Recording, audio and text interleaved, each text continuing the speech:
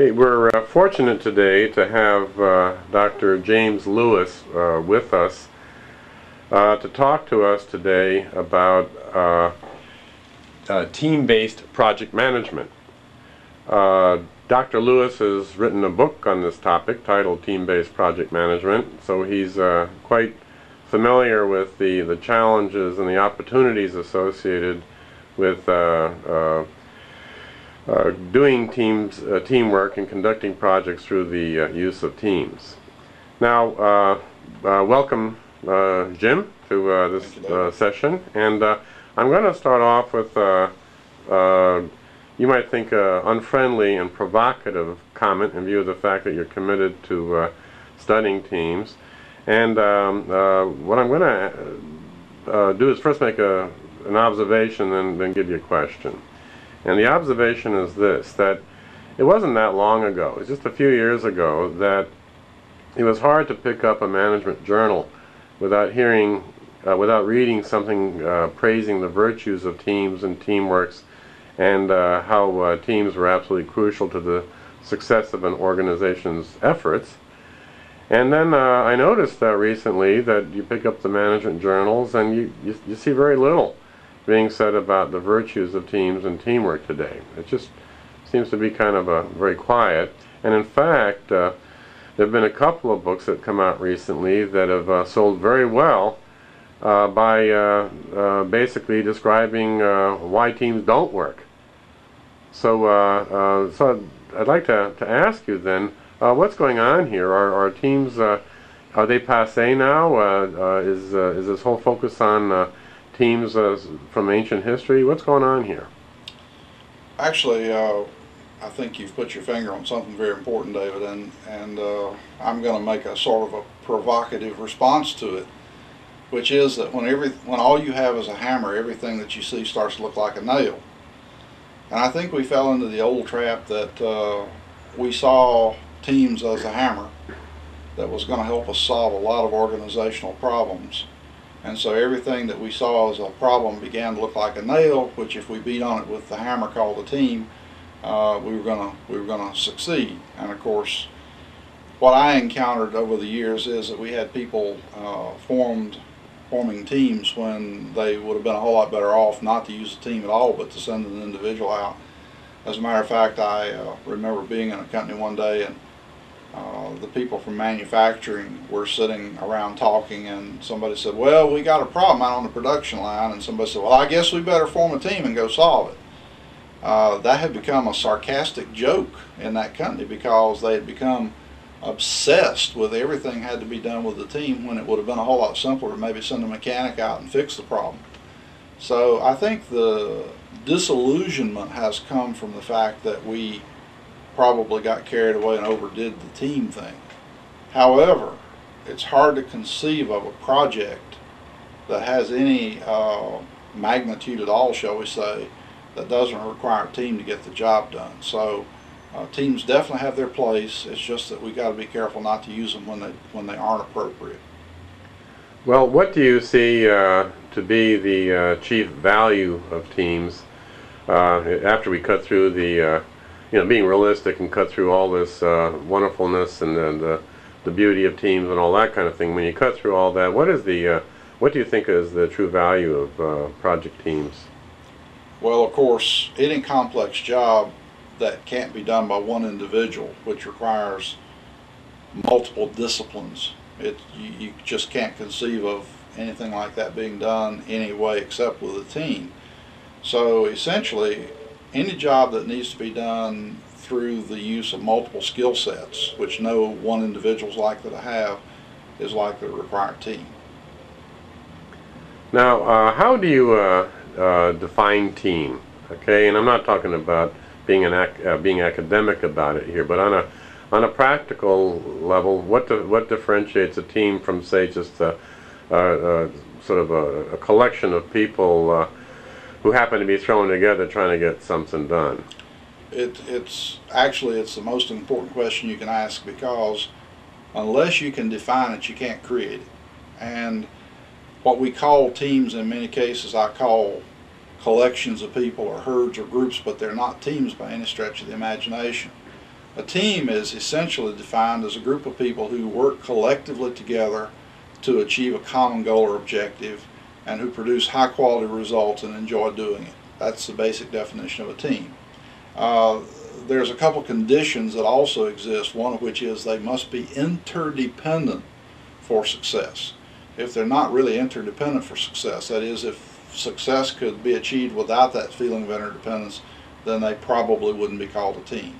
So you notice they work together in a collaborative way, cooperative way, to achieve a common goal or objective. And unfortunately, many of us, in the United States particularly, do not know how to do that. We don't make good team players. Well, what are the impediments, say in the U.S. culture, to enabling people to function better as teams?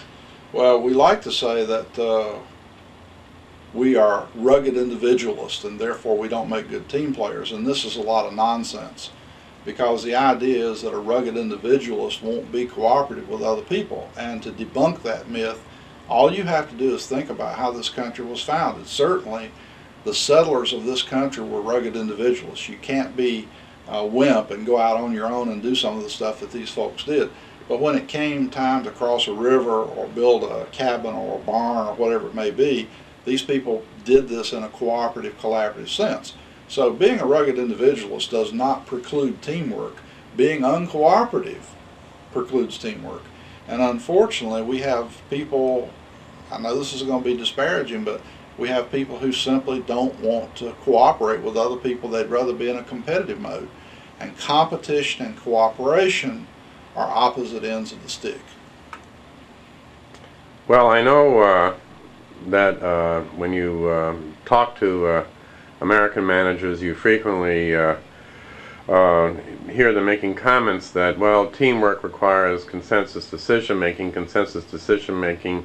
Gee, that sounds an awful lot to me like management by committee, and basically that's why I can see theoretically the value of teams, but in practice I have difficulty working on teams. What's your response to that particular insight? In the first place, if you have to make all your decisions by consensus, you'll never get any work done. It takes way too long. And essentially what you have to understand about consensus is that every decision that you make as an individual or group has two basic components to it. One of these we call the quality of the decision. Now that quality can be either quantitative or qualitative. That is, you could, in some way, you could say that one choice is clearly better than the other one in either a measurable way or a qualitative way. Okay? Qualitative, for example, could mean that one garment fits better than another. So you say it's better for me than the other ones because it fits better. Quantitative, of course, means measurable. The other component to an effective decision has to do with the acceptance of that decision by the people affected by it. Okay? Now, a decision can essentially be all quantitative or qualitative, or it can be all acceptance. In reality, generally speaking, you have both components involved. But let's just pretend for a moment that I have a situation where I need to select the right structural steel to go into a building. And I'm the team leader. Now, just to give our viewers a little insight, I'm an electrical engineer by original training and went back and got a PhD in psychology. But because I'm the project leader and because I'm concerned that the right decision get made, I say, okay, I better make that decision. Now, if you know anything about electrical engineers, you know that structural steel is not one of our strengths. You don't want me choosing structural steel to go in that building. You want a qualified structural engineer to make that choice. Okay? So the basic given is when a decision involves a very strong technical issue, you better have yourself an expert. My responsibility as project manager is to make sure that I've got an expert who can make that decision. That's my responsibility as project manager. All right, now, let's suppose we have a decision that is primarily an acceptance issue. A good example of that would be that we have just accomplished a milestone in our project, and we've been really successful. And as project leader, I say, boy, this is really good. You folks have done a great job. I'd like to have a celebration. And my boss has agreed. We've built a little bit of money into the budget to have this celebration. So we're going to all go out and have a great dinner, and you can bring your significant other with you, and we're just going to have a great time. Good celebration. Now the trouble is there's about 30 people in the team, so that means that we're going to have 60 people all trying to go out to dinner. And of course the choice of the place we go is very important. So I look at this team and I say, with 60 people involved, there's no way in the world that they are ever going to reach a decision about where we go.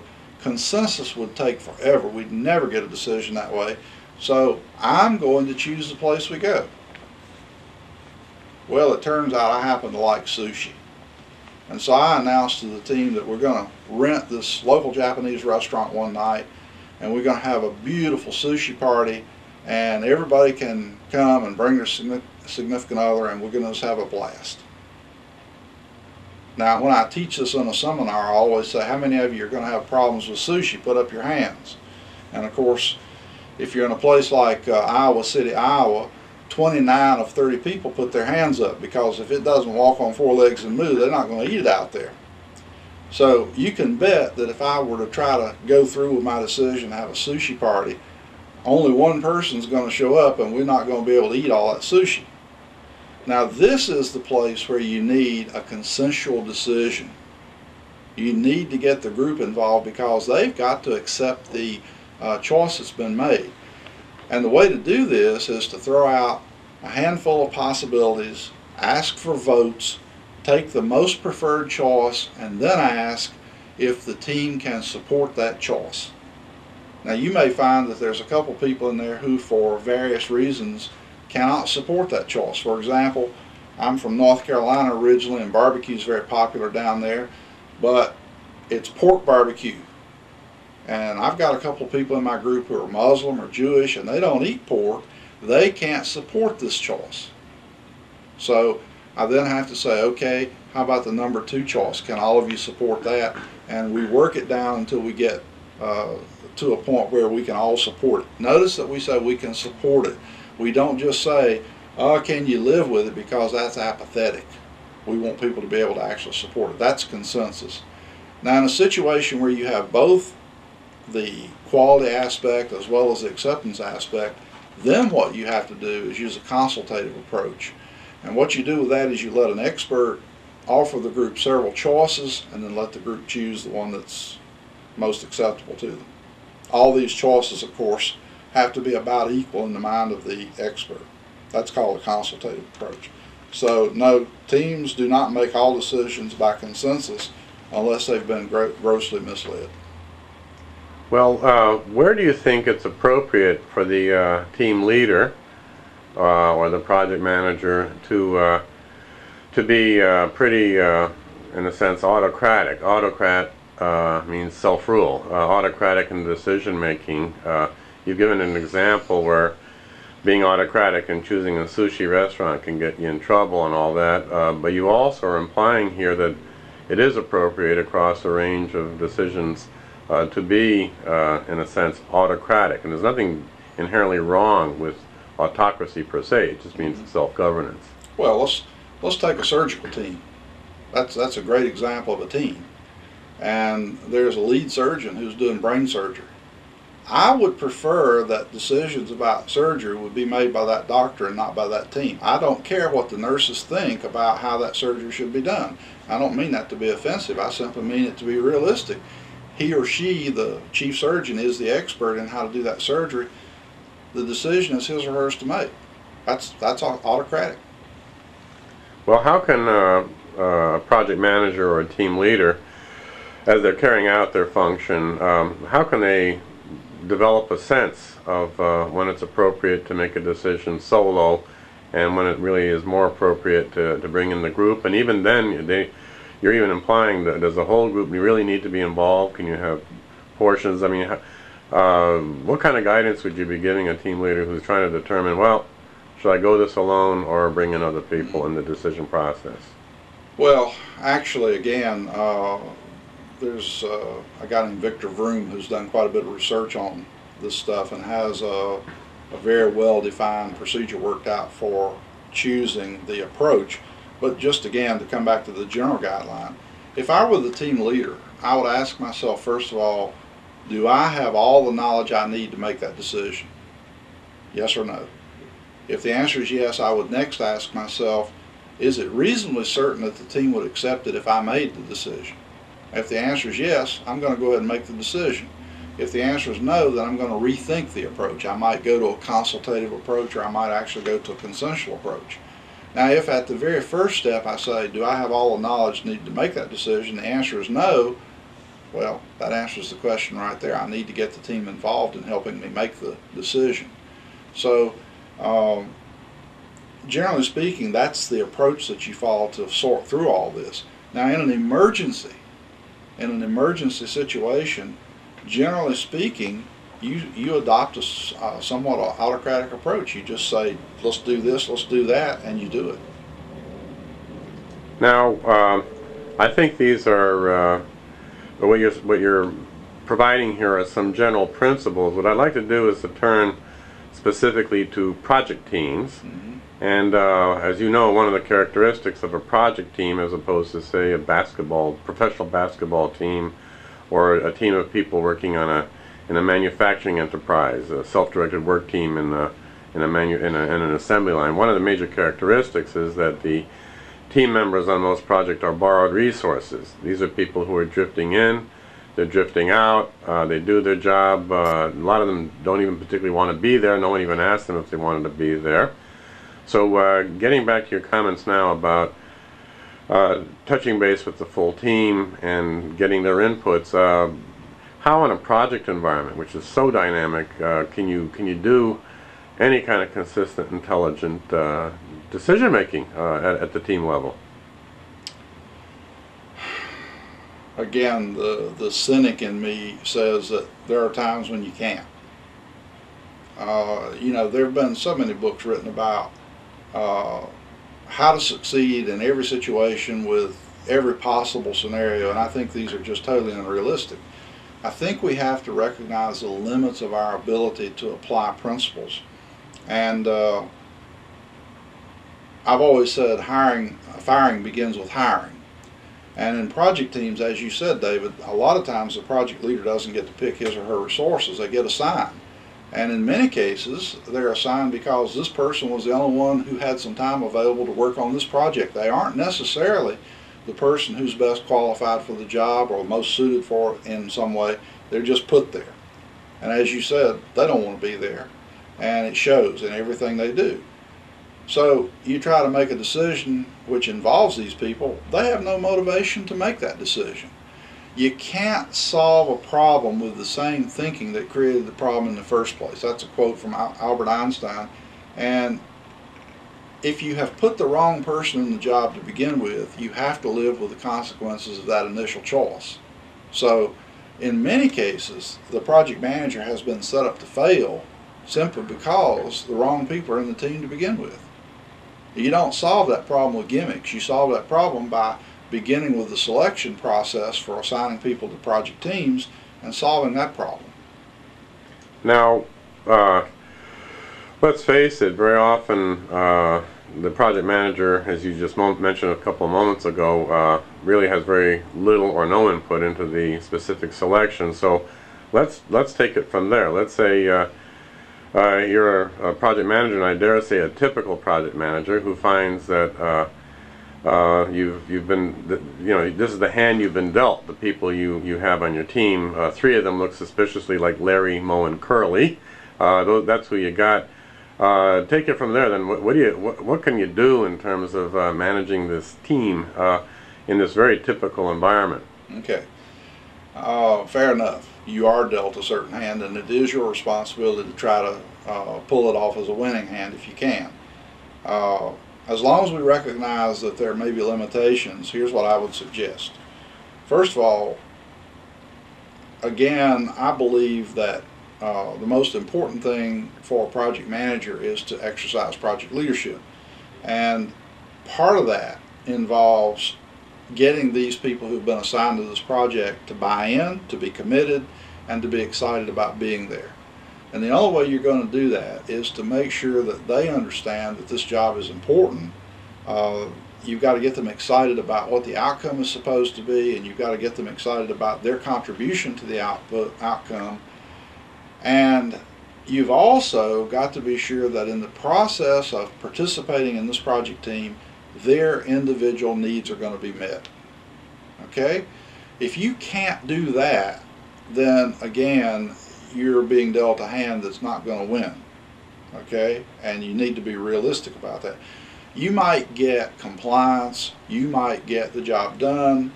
It's probably going to take longer, it's probably going to cost more than it need to have, but you do the best you can with what you've got. Now, here's the downside though. Larry, Mo, and Curly are sitting here pulling all kinds of shenanigans. They weren't put there because of competence, they were put there because they were available. And here's the cold, hard reality of being a project manager. You may not be able to fire these people from the company, but if you cannot remove from a project team anybody who for whatever reason doesn't fit, how can you be held accountable for results? Now, if you're in an organization where this is not an acceptable outcome, that you remove people from your project team, I suggest, candidly, that you better polish up your resume, or ask for a transfer to another department, or ask to be relieved of your responsibility as project manager because you've been set up to fail. Well, let me go back to a point you made a few minutes ago, and you said firing begins with hiring, and which is a very interesting point. And ideally, if you get to choose the right people on the team, the likelihood of the team being successful is dramatically greater than if you inherit a bunch of people who happen to be available. So do you have any tips then on what a project manager can do? Because in the project environment, hiring people means going to their functional managers. Any tips on say a project manager who's given some responsibility and authority to bring on new people? How should they be interacting with the functional manager? What can they do to get support from these functional managers? In a nutshell, build relationships with them. One of the things that people who run projects sometimes don't realize is that since they are totally dependent on those functional managers for resources, they need to be on good terms with them. AT&T did a study some years ago of engineers and how successful they were, and tried to figure out what were the correlates with success. And what they found was that the most successful engineers were those who took the time to build networks of relationships within the company so that they got to know other people in the organization, who they were, what they did, what their skill sets were, and so on. And when they were working on a problem that they couldn't solve by themselves and they'd given it the best shot they had, they didn't hesitate to get on the phone and call someone in their network. And they, of course, never got to talk to the person firsthand. They talked to voicemail. So they leave a message. They say, "Hi, this is Jim Lewis. I've got a problem I need to talk to you about." Now, if you have a relationship with that person, they come back, they pick up the voicemail, they say, "Oh, it's Jim." They call you back. If they don't know who you are, man, you are at the bottom of the callback list, and you're sitting there listening to a whole lot of silence for a long time. So AT&T found that this was such an important outcome that they actually created a training program to teach typical engineers how, first of all, to do networking, and how, secondly, to get out of the mindset that says it's a failure if you have to call somebody and ask for help. In fact, economically, it's the only smart thing to do. So what I found when I was a project manager was that if I went around and I got to know all the functional managers, and I don't mean you got to go out and drink beer with them at the end of every day. If you want to, that's okay, but you don't have to do that. But get to know them, know what makes them tick, get to know them on the personal level, build a good relationship with them. Then when I needed help in some way, I was more likely to get it than if the person didn't know me, or worse yet, hated my guts. So that's probably one of the most important bits of advice that you could give a project manager is network, and build relationships. Okay, now I know in some of the work you do that you very much believe that one of the key skills an individual can have is the empathy skills, the capacity to put yourself in the other person's shoes. And I also know from my 30 years of project experience that project managers very often quickly develop a potential sense of hostility towards the functional managers, because they see a bunch of people who could make my life easier if they really wanted to cooperate. I'd like you to put yourself into the functional manager's shoes. What is it that project managers should be aware of in dealing with functional managers? What are the headaches and the concerns that functional managers have? Well, it's tempting for each of us as a project manager to think of our project as the only one in the building. The truth of the matter is that most of these functional managers are stretched so thin. They're trying to support a dozen projects at one time with enough resources to probably do 2 projects, and priorities are constantly changing. I'm in there 1 minute yelling, I need help. Some other project managers in there 10 minutes later saying, I need help. Both of us need the same resource. The functional manager's caught in the middle. Who's he going to give the person to? And so we need to understand that ours is not the only project going. And unfortunately, in our competitive society today, we tend to think in zero-sum terms. If you get the resources you need, I don't get them. And so we don't care about the other person. All we care about is ourselves.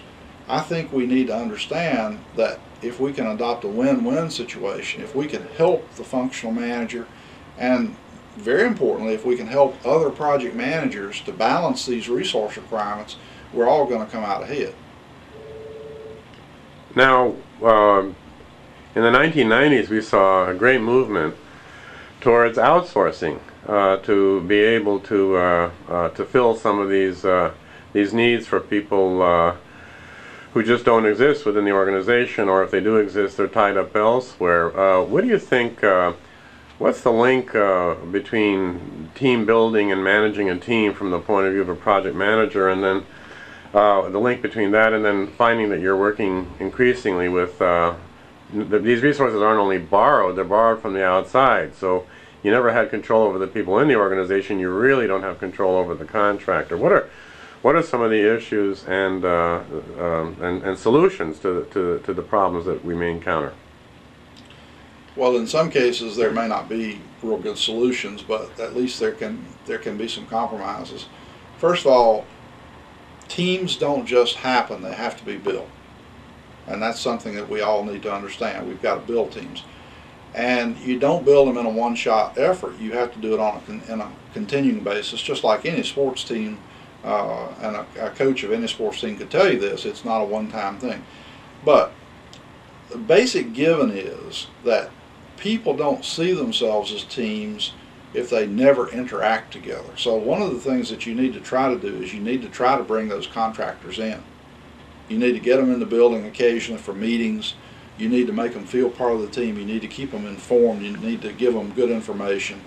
And I understand that this is very hard. In fact, this isn't exactly the same as the question you asked me, but one of the euphemisms that we have today is virtual teams. People talking about having virtual teams. So companies like Hewlett-Packard who have these teams, they may have members in Palo Alto, they may have somebody else somewhere in Colorado, they may have somebody in Taipei and another person in Singapore, and these are all members of what they call a virtual team. With all due respects to HP and other people who are doing these things, I submit that most of these aren't teams. There's no way in which they're teams. They're groups of people who are all working on a project together. They do have a common goal or objective, but there is very little collaboration, there's very little cooperation. Each person is just kind of doing his own thing. The best possible model would be a baseball team, in which you say, okay, the pitcher and the catcher are doing all the action, and the rest of them are just kind of standing around waiting for something to happen. People out in the outfield, for example, just waiting for something to happen, and then they come into play. Those virtual teams are more like a baseball team than they are a basketball team or a football team, where everybody has his own role to play and everybody's cooperating. I think it's very hard for team building principles to work with virtual teams and contracted out teams. You know, sports teams probably are the best model for what a true team is like. And it's hard for me to conceive of a football team with half the players here in the United States and the other half spread out all over the globe. That doesn't make a lot of sense. Okay, but technology, of course, is enabling us to operate completely around the globe at any given moment, and you'll have headquarters in Paris, and marketing will be in Atlanta, and the design shop is in San Diego, and manufacturing is in Singapore, let's say. So we've spanned the whole globe, and this is just a fundamental reality. This is the hand that you've been dealt, say, as a project manager who's supposed to implement some solution in Bora Bora. Okay, when you've got to coordinate these people. Any guidance then in the imperfect world of being able to deal with this virtual reality? Yeah. You know, most of this, as you say, technology has made things really nice. We try to solve the team meeting problem by using video conferencing, for example. And again, with all due respects to the technology, it isn't the same as face-to-face. I mean, you and I are sitting across the table from each other. I can see you. I can see your nonverbal. I can read your face. That is awfully hard to do on a video conference screen. If you've ever done this, the resolution's not that great, and you miss the nonverbal stuff, and conversations take place off the screen over here where you can't see what's going on and hear the kind of little side conversations. So it isn't the same thing. However, it can be used for routine, mundane sorts of things. But one of the fundamental fatal mistakes that these people make is they never, ever get together face to face, ever. My suggestion is that at the very beginning of the project team, regardless of the fact that there's a great deal of expense involved, management somehow needs to understand that the most critical thing they can do is get these people together face to face and let them get to know each other and the roles they're going to play and what the project's all about, and then they can go off to their respective locations and they can do their work with the video conferencing as a mode of communication and so on. It's also helpful to bring them together at major milestones in the project, and I'm thinking obviously of very long-term, large-scale projects, but bring them back together periodically for reviews and get-togethers and meetings. If you can't do those things, you simply have to be realistic about the consequences of not being able to do it, and that is that relationships won't really exist like you'd like them to. Miscommunications will take place occasionally. Cultural differences will cause you great deals of grief in some cases, and you simply have to do damage control when these things happen. That's the best you can do. Okay, let me shift gears here a little bit. I know in the work you've done on leadership, not just team leadership, but leadership in general, one of the points that you espouse heavily is that a leader's got to make the team members want to do something. Okay, that the leadership really is getting followers to want to do what you want them to do as well, not forcing them to do it. And one way on teams that people suggest that you can try to get people on your side and supporting you is to implement some kind of reward system. On the other hand, one of the most interesting books that's come out in the last 10 years or so is by Alfie Kohn called Punished by Rewards, where his viewpoint is, I've never seen a reward system that I've liked. In as much as on projects you're trying to get more or less short-term compliance for the most part, do you think reward systems work? And if so, what kind of rewards seem to be the most effective? If not, what do we do if we can't implement rewards?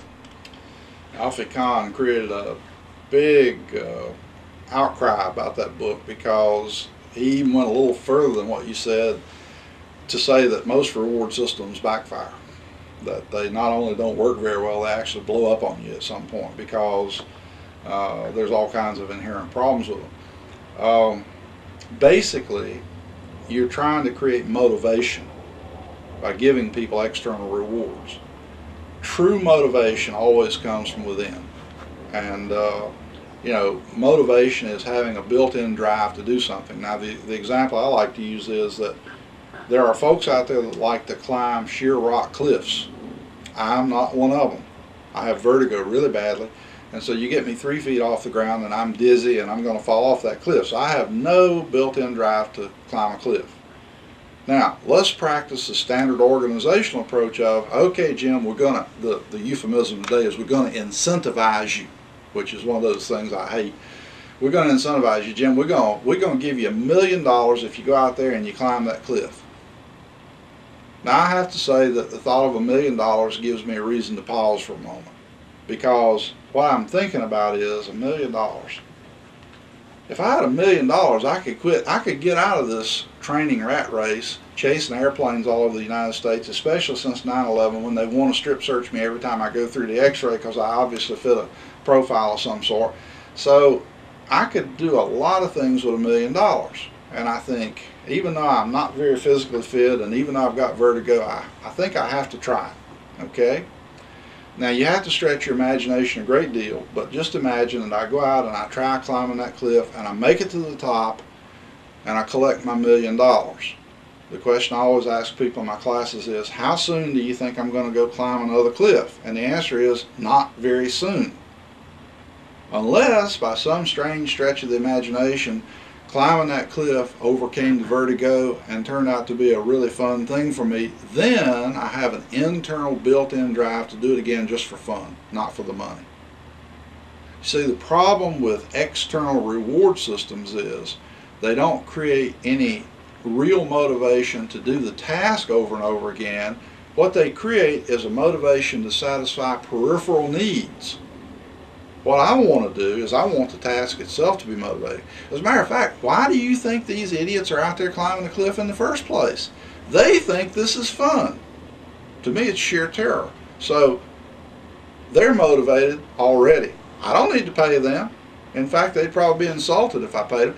As a matter of fact, one of the worst things they could do is take on rock climbing as a job, and now it quits being fun anymore. It's now an 8 to 5 thing where they get paid for doing it, and probably after a while they're going to find another sport, another release that they can go enjoy just for the fun of it.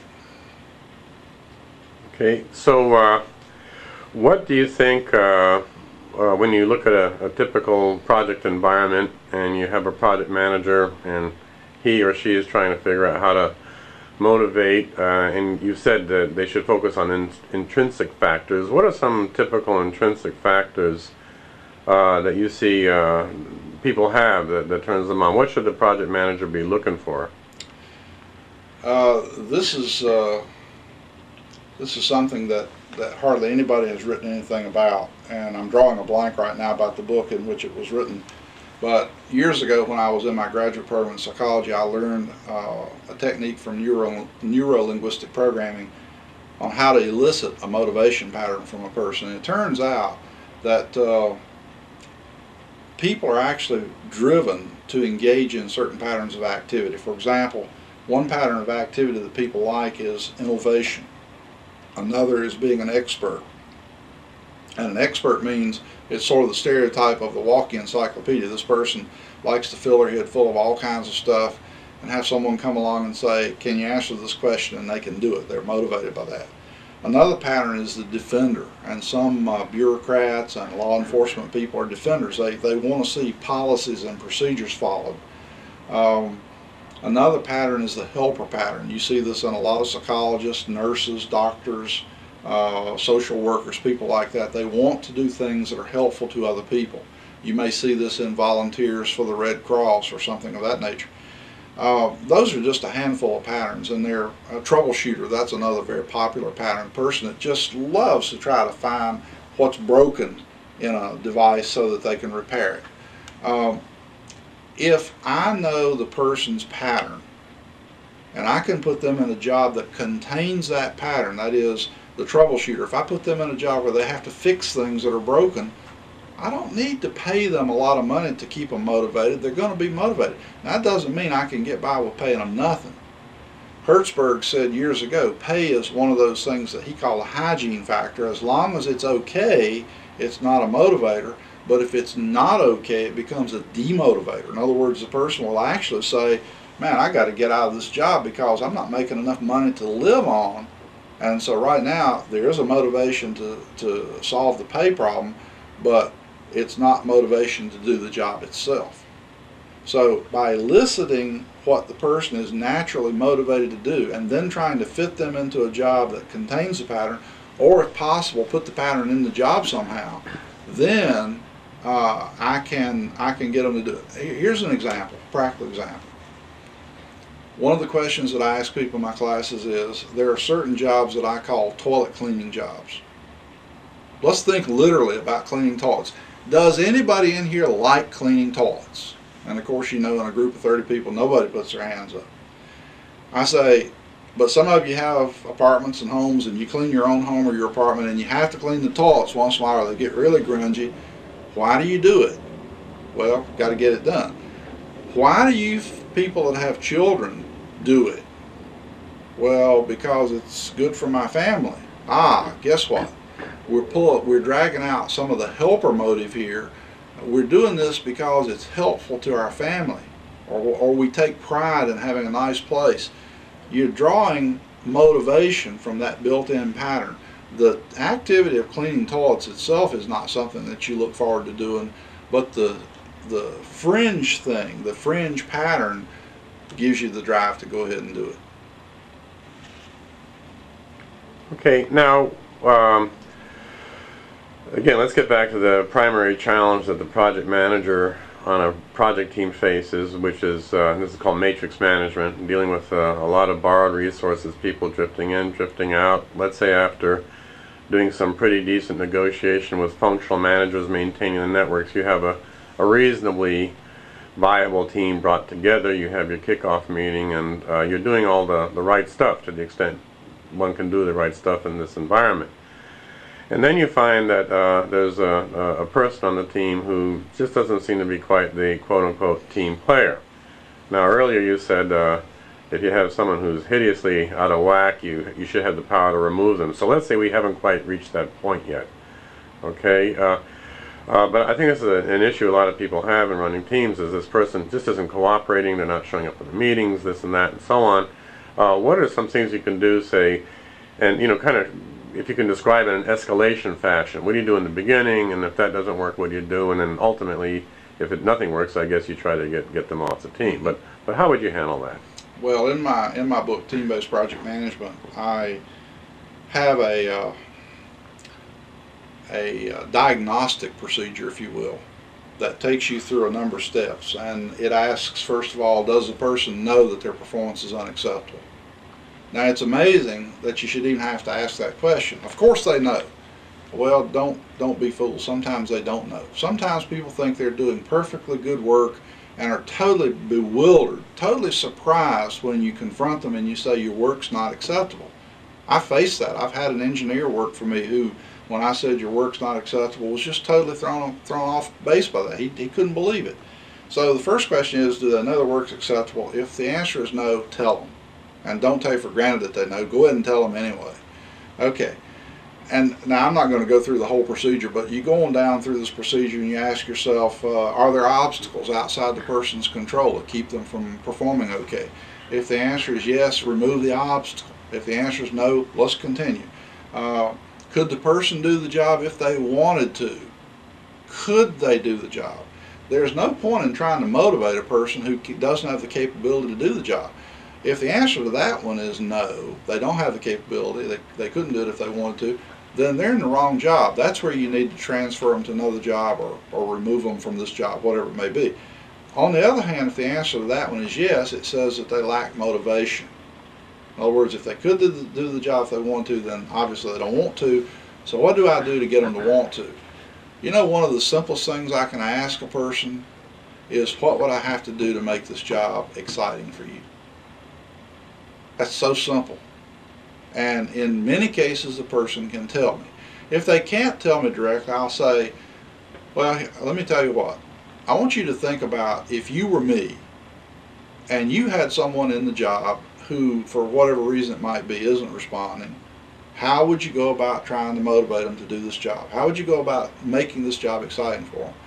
When they dissociate themselves from being the problem person and put themselves in the shoes of the project manager, it's amazing how often they can come up with a solution. and you're there. It won't always work, okay? But one of the things you have to have as a project manager is a big bag of tools, because the hammer may not beat the nail one day. You might need to use a ball. You might need to use a pair of pliers. So you got to have a toolkit with lots of different approaches to try when you're faced with some of these issues. Okay, let's climb down from our 40,000 foot level right now, and we're going to go right down to about 2,000 feet. Okay, because I know on the practical side of managing a team, one of the issues that team leaders and project managers have to struggle with is this business of meetings.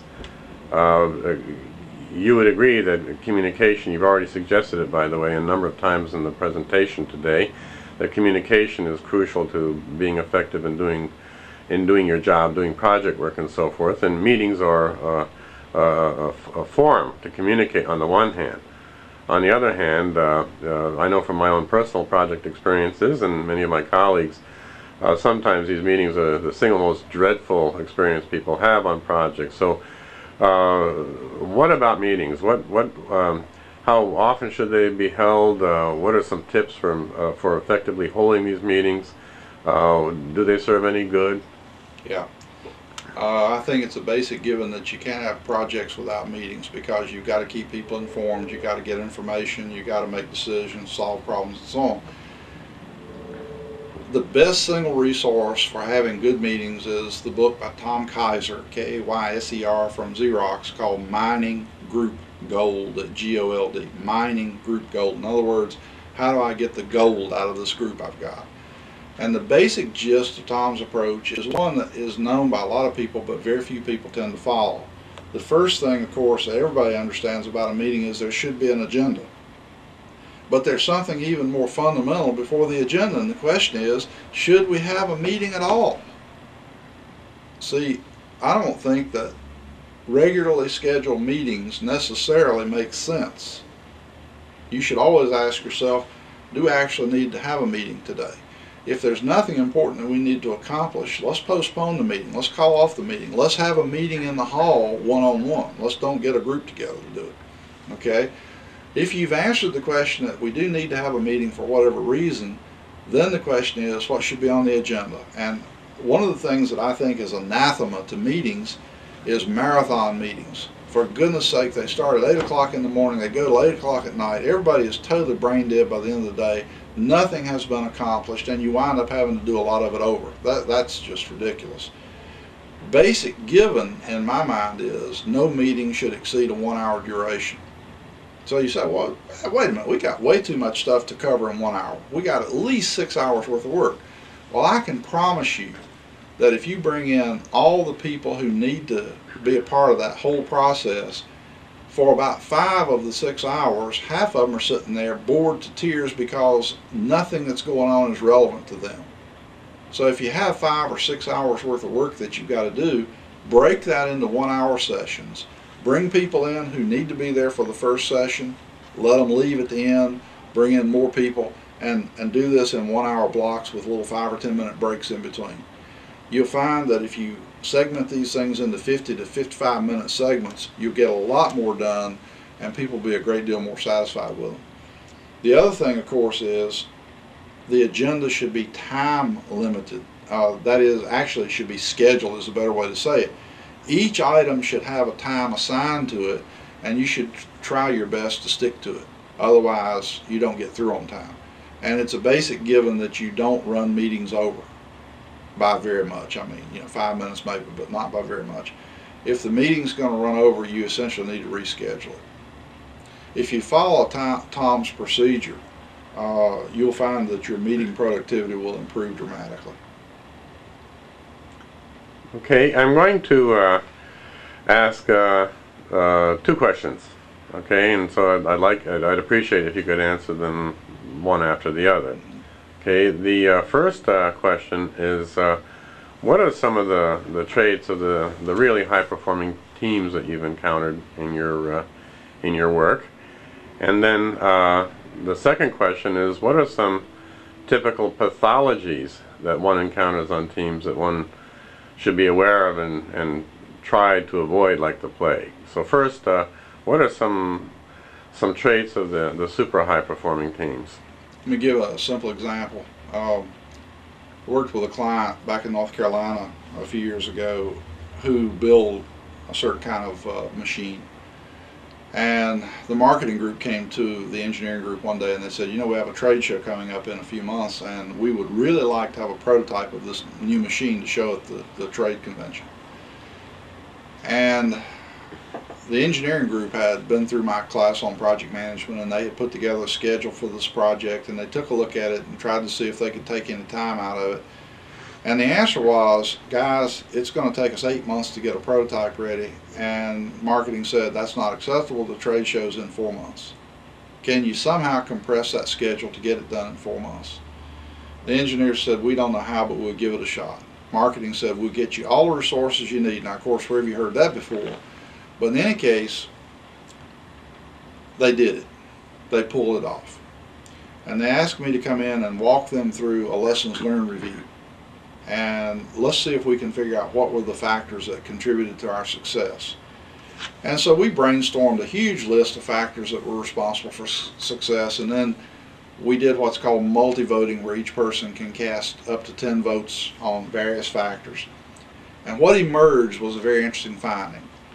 All the attention in project management is given to the tools, and I don't mean to be disparaging the tools, but work breakdown structures and critical path and all those things, those are important tools, but those were not the factors that were considered to be the key contributors to success. It was the soft, touchy-feely stuff. Guys, this is the first time in history that I can remember that we were really a team. We were really excited about this. Not only did we believe the goal was legitimate, we knew marketing didn't make it up, but we were committed to it. One of the engineers said, you know, there were a couple times when I got really discouraged and I thought, man, we are never going to get there on time. And I wonder if I could call the people putting on this trade show and ask them to move the date so that we can get the prototype ready on time. And of course he knew they couldn't do that. But he said, you know, we knew this wasn't an artificial thing that had been put out there by marketing just to try to motivate us, you know. It was real. We were excited about it. They gave us the resources we needed. We communicated with each other. We cooperated with each other. We really were driven to make this happen because we knew this was important to the company. Now, the common characteristics of really successful teams are they believe in what they're doing. They're excited about it. They see it as important. Like I said about Stonehenge, why would you lug a 30-foot long rock that weighs, I don't know how many tons, 100 miles from the quarry across the Salisbury Plain in what are undoubtedly ungodly conditions and stand that sucker up? And not only stand it up, but the lintels that went across the top of them had to be level, so they all had to be to the same height. I mean, can you imagine doing that? Can you imagine doing that in the conditions that existed over there? Those are high-performing teams. Look at sports teams that really click compared to those that don't, and you'll see that they're inspired.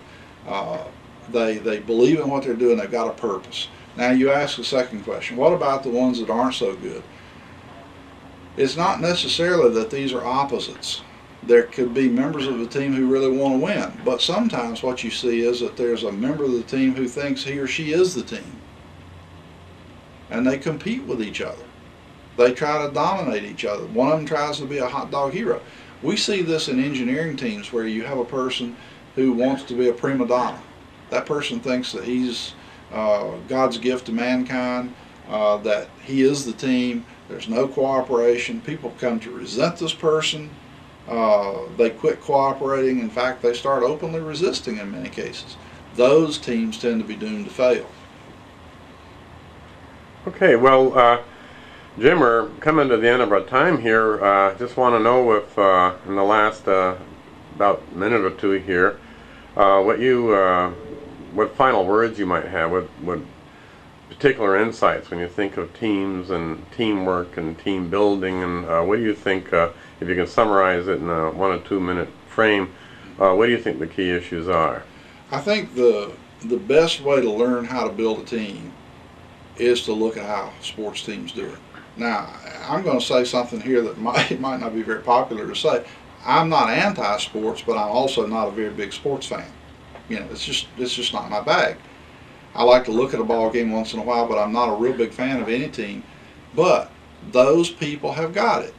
If you look at what they do, if you think about the two issues a team has to deal with, there's task and there's process. Process will always affect task. In other words, process is the how we do things and task is the what we do, okay? Sports teams spend a huge amount of time focused on process. What kind of plays do we have? How do we coach individual players? How do we coach them as a team?